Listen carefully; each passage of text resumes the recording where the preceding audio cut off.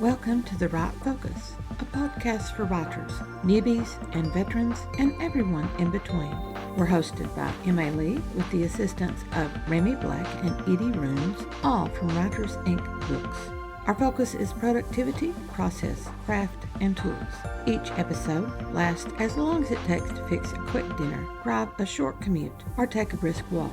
Resources and links are in the show notes. Visit us at therightfocus.blogspot.com. Now, on to this week's episode.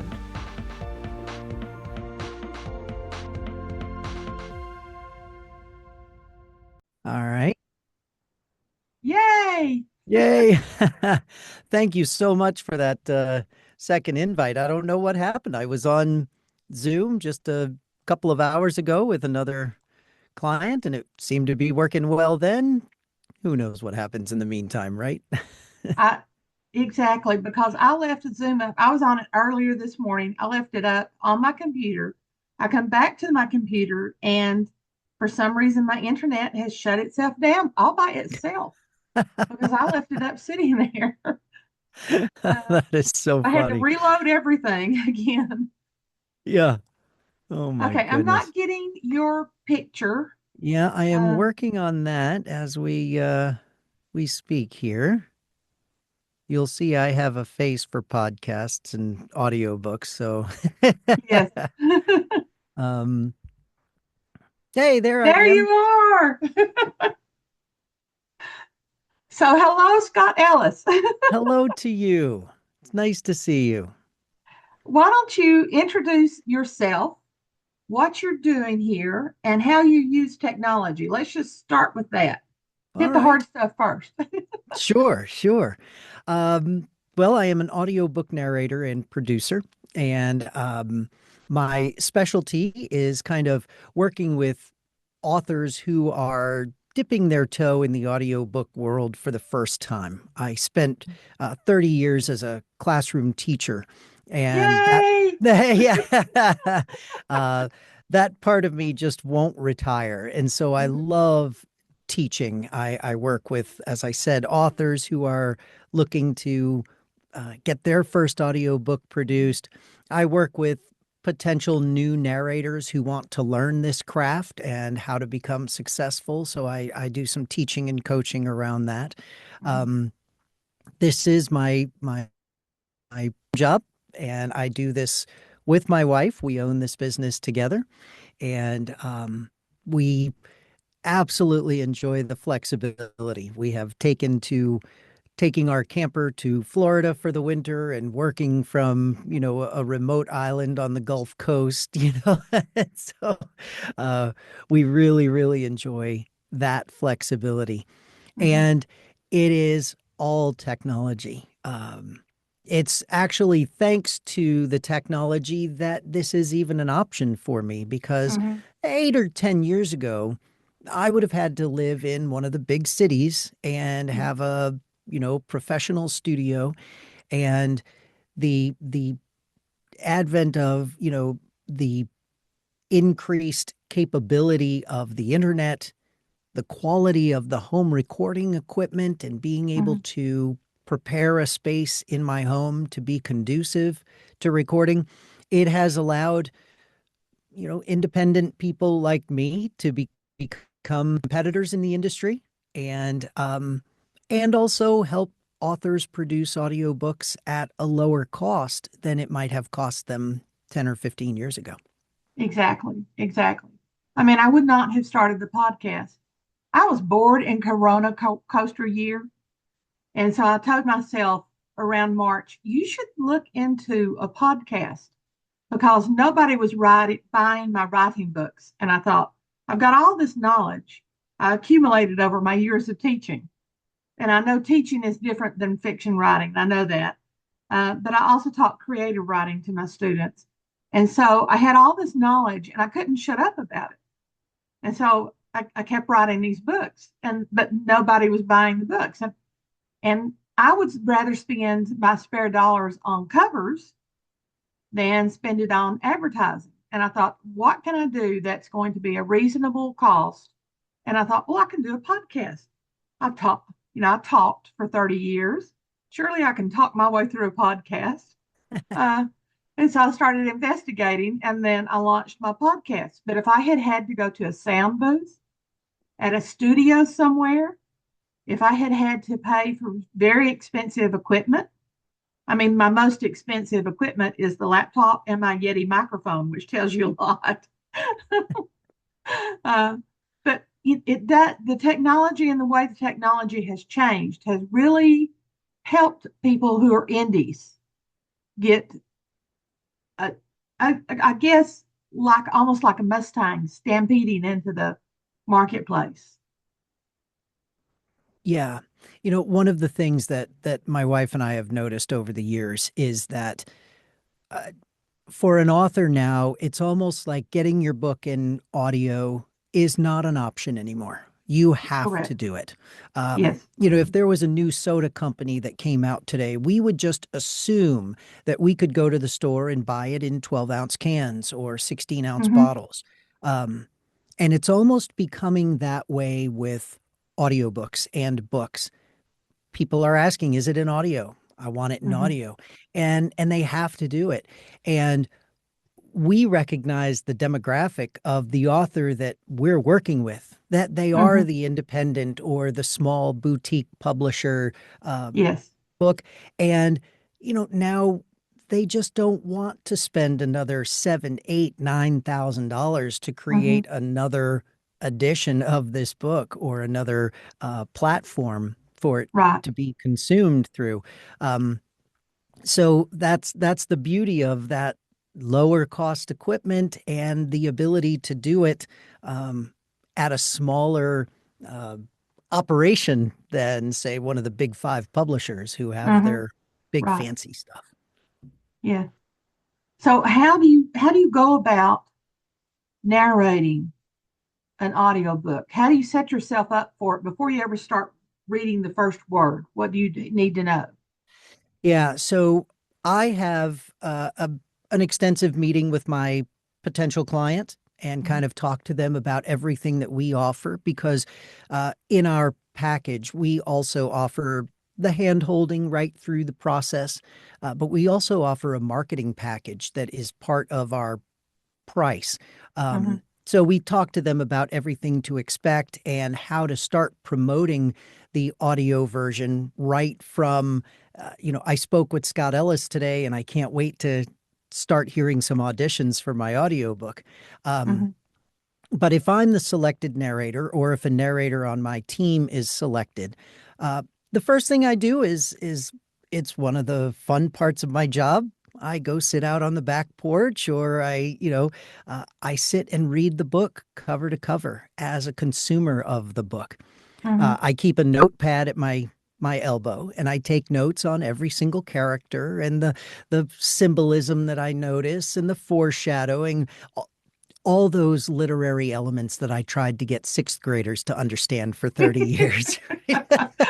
Yes. um, and then once myself or the other narrator has fully read it, uh, we would meet together with the author via Zoom so that first we get to talk to the author as a fan of their book. But Mhm. then also we get to ask all of our questions about the characters, the setting, the plot. We get to learn more about each of those elements from the author's mouth. Those things that didn't make it into the pages, or maybe those things that we're going to learn about these characters in book 2, 3, or 4 if it's a Mhm. series. Prime example is if there are two characters in book 1 that may have a romantic relationship in book 3, that might color the way I narrate some of those seemingly innocent lines that they're saying to each other early on that may foreshadow there's a relationship to come. Right. You Uh, would need to warm your voice. yeah, Yeah, yeah. kind of thing. Yeah. I need to fully understand where I'm going before I even touch the microphone. Mhm. Generally, and again, I do this full time. Generally, there's a week's worth of work before I even get near the microphone. And, so many authors will ask me, why is it pricey? You're just going to turn on your mic and read my book, right? I would never do that to you. Hmm. Just the same, like you didn't turn on your computer, write your book, and send it off to your publisher, right? Hmm. It's an Right. artistic process. Yes, it is. And I've got to understand what I'm trying to accomplish, what I want to do with my listener before I even get near the microphone. And people don't understand that. I think teachers do going into it because I used to read to certain stories to my students. I wanted to present the story to my student rather than they sort of read the story on their own while they're watching a football game or something and know that they're not going to be invested in it. But if I read it to them, I could emphasize, I could work with certain intonations, I could set them up, I could point some things out simply by the way I stressed it with my voice. And so that helped them understand some of the harder stories and some of the other stories that I just absolutely loved and I wanted them to get, like The Scarlet Ibis by James Hurst. We always read that. 30 years of teaching, I never skipped that because they're just some things that you need to know going in. Now, somebody who came to that story raw, never a background to it, they would have missed a whole wealth of information. So setting that up, and it takes about a week, I guess. You're right. To sit down, to make those notes, to understand what's going on, and to sort of let it steep in your brain a little bit before you talk to the author about what you're going to do with it and what they think is going to happen in subsequent books. And then how do you set up going with how do you actually launch into the narration process? What's your setup, I guess, is what I'm asking. Um, like in terms of my physical equipment or kind of my, Yes, just generally speaking, yeah. what do you like to So, have? so I have a dedicated studio in my home. It's Mhm. a spare bedroom. We call it my padded room.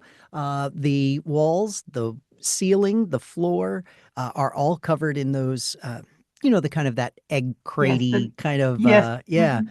I have sound dampening curtains.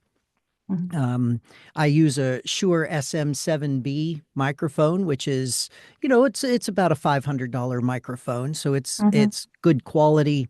I run it through a processor so that my computer isn't having to convert the signal, so I get the most truly authentic capture. We have voice or vocal chords, not chord. So there's all Mhm. kinds of nuances and intricacies in your voice that you want to Mhm. make sure your equipment can deliver with authenticity. So Right. um, I have a very decent setup for doing all of that. It's not to say it's soundproof. So when my neighbor's dog is out or my other neighbor is warming up their Harley Davidson, Are the lawnmowers start? or the lawnmowers. That's right. As we are recording this, we're in leaf blowing season in New Mhm. England. So I call those forced breaks. And, um, but my flow is, I've already read the book. Mhm. And so now I'm ready to sit down and I'm going to narrate the first chapter. The first thing I do is I reread the chapter because I need to remind myself of where exactly I'm going. Mhm. Um, I like to use another piece of technology where I feed the chapter into one of those horrible, text to speech systems where it says the words to me. I'm not even going to say it reads the words to me. It just says them. Um, and by hearing it, it allows me to hear where my mouth might get caught up on a Yes. phrase or Mhm. how I might need to break up a phrase in order to get it to come out smoothly. Mhm. One of the challenges is uh, as a narrator, I have to adjust my speaking pattern to your writing pattern, which may Mhm. not be the same. So it is a lot of flexibility that I have to have on my end. So I'll listen to the first chapter with that lovely technology, and then I record the first chapter. And I use what's called a click method, very low tech dog clicker. That when I catch myself fumbling on a sentence or misreading, or, gee, that's not the way I wanted to stress that part of the sentence, I just leave a click and then I just continue on. And I find as an actor, that keeps me right in the scene. It keeps me in Mm-hmm. that same emotional moment. And then I have a team that's behind me. And so that file would then go off to my proofer, who goes and removes all of my misspeaks. We then use an online service that compares what the author wrote to what I actually said. And then we have a human who goes through and listens and verifies all of that and Right. tells me where I need to go back in and do what we call voiceovers, which is fixing where I didn't match the manuscript. Mm-hmm. I then lay those in, and then it goes off to my editing team, who changes the pacing to make sure that the book flows very naturally. They remove some of the unwanted mouth noises that inevitably get picked up in the recording. Um, might remove some heavy breaths if I've, That's taken. mine. Yeah. Yeah. Breathing is natural. So Mm-hmm. you want to hear some breaths in an audiobook, because otherwise then it might sound a little too um, stagnant, But uh, there are some people that will do that big intake of breath at the That's me. beginning of a sentence, but then their recovery breaths in mid-sentence are just lovely. And so Mm-hmm. we might take out that first heavy breath capture, Mm-hmm. but leave in that authentic recovery breath. Um, and then once it comes out of post-production, we would send it off to our clients so that they can listen and follow right behind us. And funny story about how that came to be part of our process is I was working on a book where one of the lead characters was from Australia, and you know, accents are part of the narration, so it's no problem. I've got an Australian accent. I can do this. I go ahead and I narrate the first couple of chapters. I send it off to the client, and he says, "Well, that's a great Australian accent, Scott. But Dr. Pevnik is from Austria." And you know, this was Oops. back, exactly. This was back before I had my team. Now my proofer or my editor, somebody would have caught, hey, knucklehead, that word Mhm. is not Australia. Um, if I had not sent him those chapters and just narrated the whole book, oh my goodness, that book still would not be out to the market, because I'd be laying in Dr. Pevnik's lines here and there. So,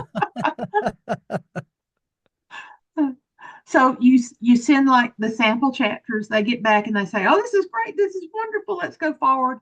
And then when you finish, you give them all of those chapters. I guess you use something similar to Dropbox to send the files to them. yeah, most of our clients, they want their books available on the big three A's, the Mm-hmm. Amazon, Audible, and Apple Books. And so Amazon and Audible have a platform called ACX, Mm-hmm. stands for Audiobook Creation Exchange. And that's usually where we partner and do all Mm-hmm. of our work. So we upload to ACX. The client can then get in and listen, and, you know, if I'm mispronouncing the name of a town, fix me in chapter 1 and 2 rather than waiting till the end and then I've got to go and do all those voiceovers. It just moves the project more Right. efficiently. Um, and then once the client has listened to that final chapter and they've listened to all of the redos that I've done at their request, they then just click on I approve, and the book is automatically via this platform uploaded to the Audible and Amazon and Apple Book servers. So what they are hearing is, the true file that the end listener would be listening to. So, Right. if they hear a dog bark that the narrator missed, you know, don't assume it's coming out, because this is what we are proposing to be the final. Mm-hmm. And if any of my clients hear a dog bark, we got two problems. That means three people listened to that book and didn't hear the book. And number two, I've got a dog I don't know about. Which is never good. It's never, never Right. good. So, how did you decide to get into narration? Were you retired? You said, "Oh my goodness, I've got all this free time. I don't know what to do with it." um, so as I had mentioned, I spent about 30 years as a classroom teacher. Hmm. The last 5 years, I left the middle school classroom and I became a teaching librarian for two Hmm. elementary schools. Hmm. My first degree was in theater. My second degree, I taught literature at the sixth grade level for 25 years. I know how to read a book to kids.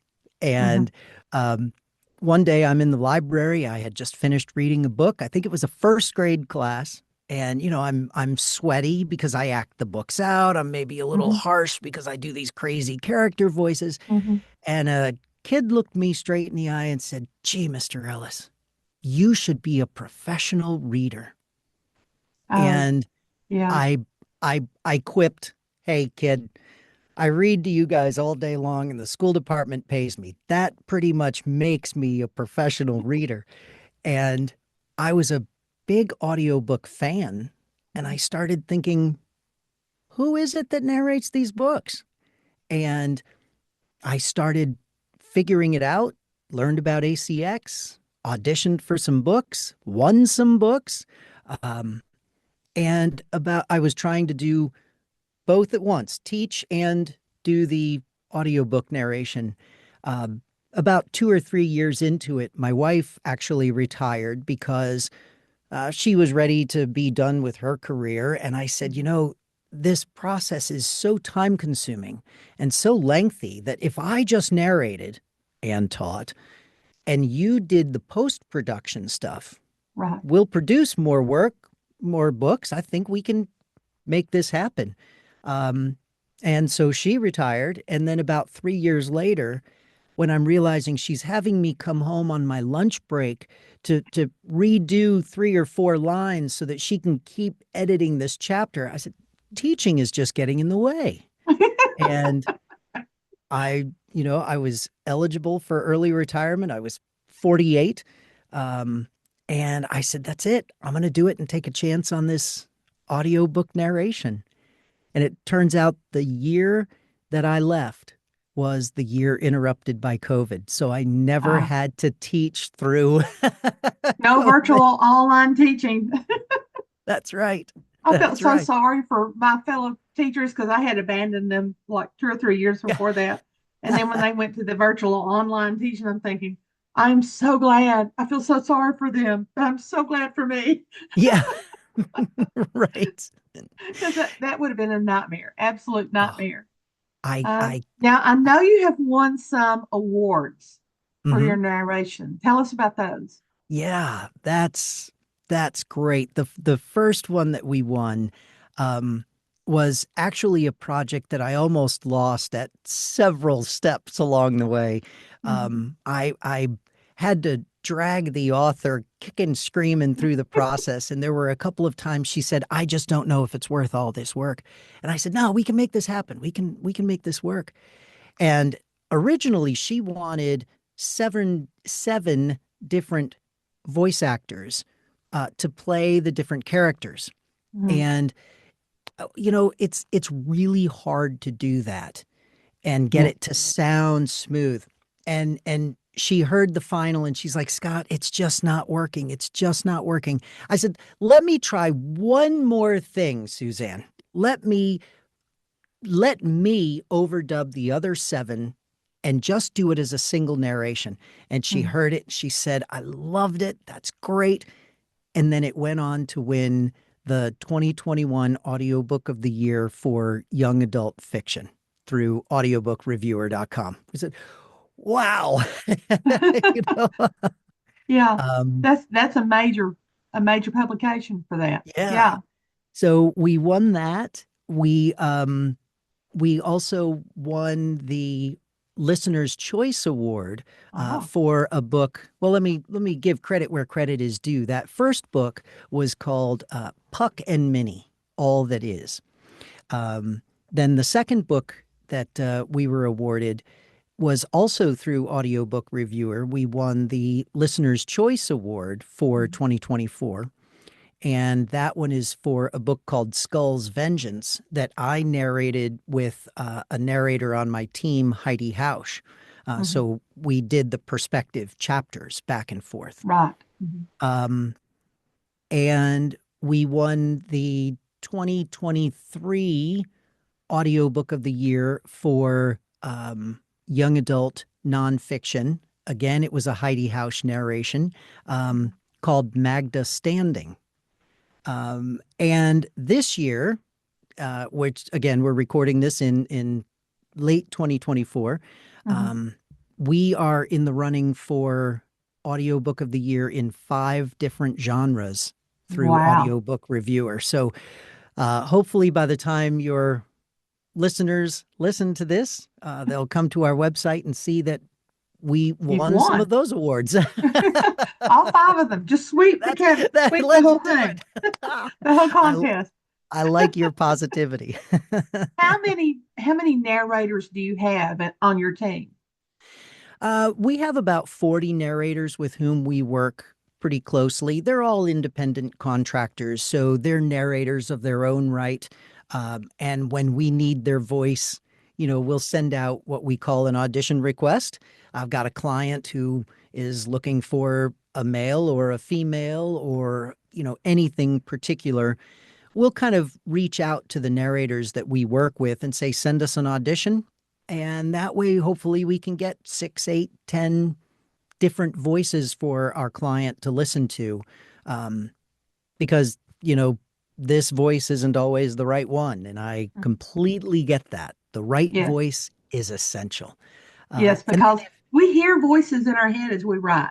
Absolutely. And it has to somewhat match up, in my head. Like I have some short stories. Oops. That's my warning. Okay. I have some short stories that I want. And one of the point of view characters, I know he needs to be gruff. I know he needs to be middle-aged. He needs to be rough in manner. And he needs to have a slight Yorkshire accent, not a heavy one, because a lot of people could not understand a heavy Yorkshire accent. But it would need to be that kind of thing. So is that what the author sends to you? I'm looking for a narrator who fits these categories. Is that what an author says? That's exactly true. And, for your authors that might be listening to this and choose to go it alone and go out to like an ACX and find a narrator, I always promote that the more information you can tell these potential narrators, the better. Because, right from the beginning, you said gruff. If I'm looking at this on ACX, I'm not even going to waste your time or frankly mine, because if you've been listening to this voice, it doesn't do gruff. And then if I know that I don't have, even a slightly authentic Yorkshire accent, I'm not going to do that. But by telling your narrators what it is you have in mind, although they might not nail it right in the audition, it's going to allow them to get closer to what you have. And then you're going to be able to make a more educated decision on who might be the right voice after they fully understand the manuscript and the characters. So when you are bidding, I guess it's the right way to say it, for a job, a job post on ACX, and they say, I'm looking for this particular thing. I guess you do a sample so they can hear. That's right.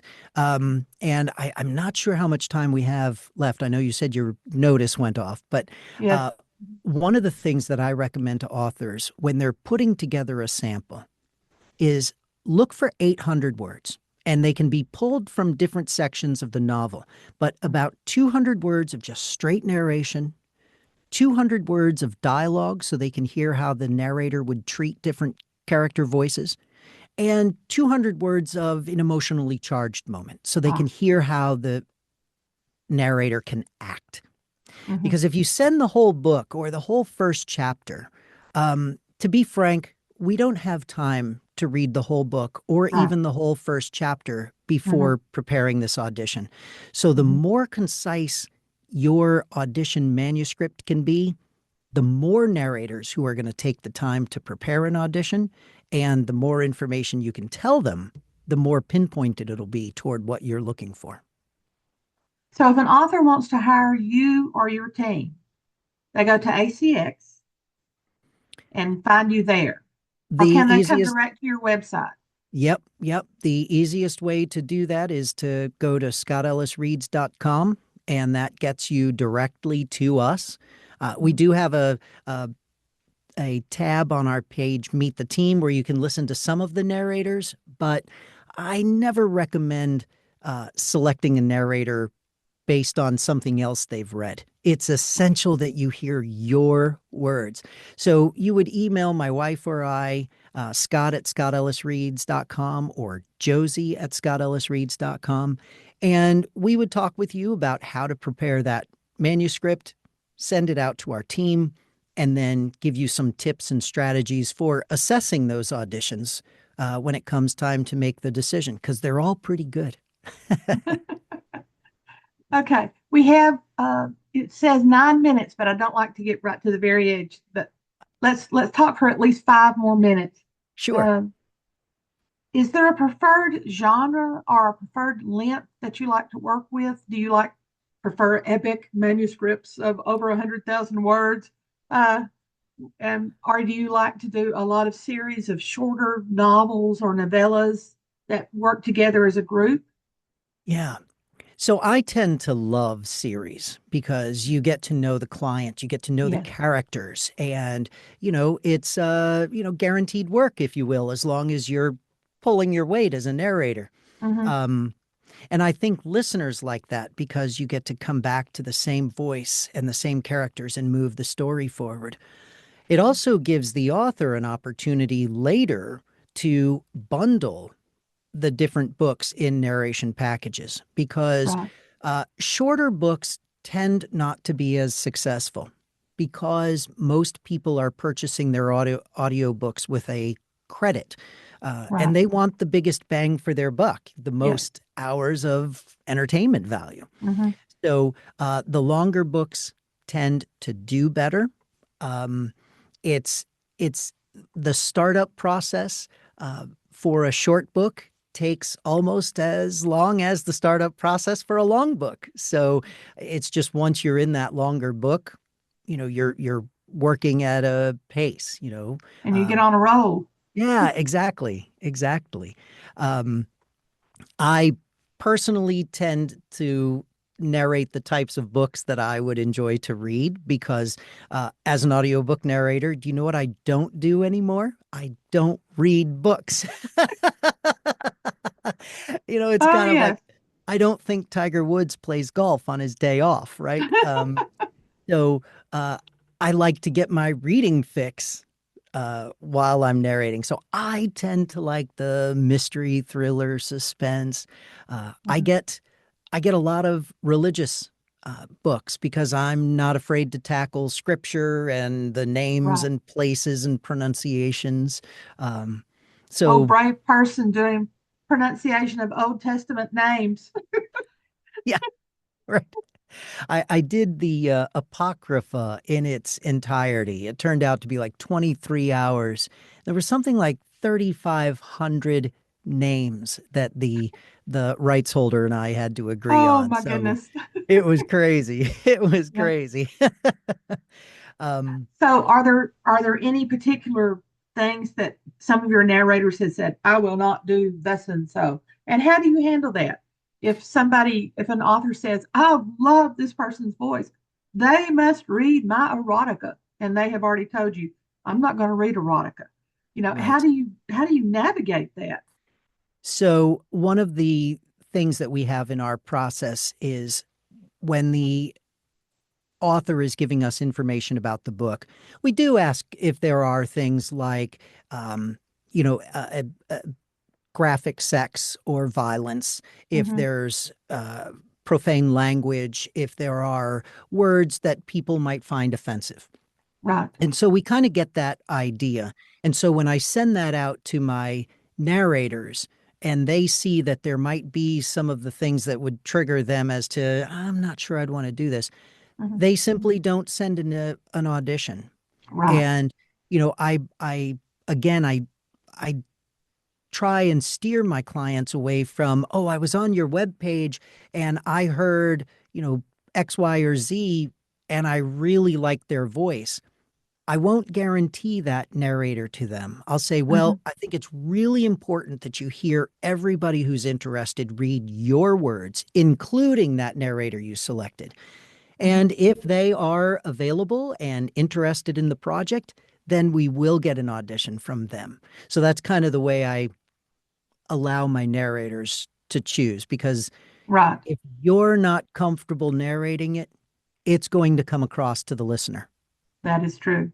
So, That is true. So, yeah. is there anything else you would like to add? Because I've really enjoyed this. As have I. I could talk about this for, 15 more meetings back to back. No, I think you did a really good job of preparing some thoughts and questions to kind of get to the nuts Well, and thank you. bolts of how it comes along. So I'm very impressed with your preparedness to speak with me today, and I thank you for the opportunity.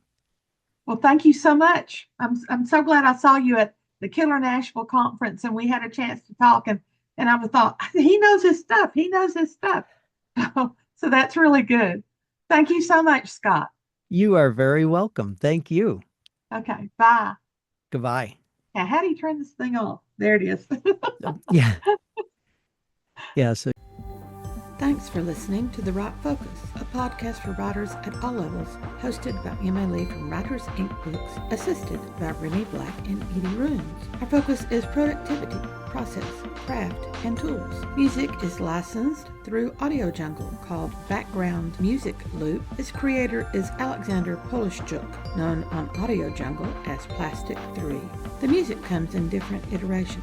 Show notes and resource links for this and other episodes can be found at therightfocus.blogspot.com. Write to us at winkbooks@aol.com when you have questions, comments, and speculations. We will try to answer you as quickly as possible. By the way, we will not mind your email address. That's rude. If you find value in our content, share with your writing friends or write a review. We're small beans here without the advertising budget of the big peeps, and you can make a difference. And whatever occurs, write on.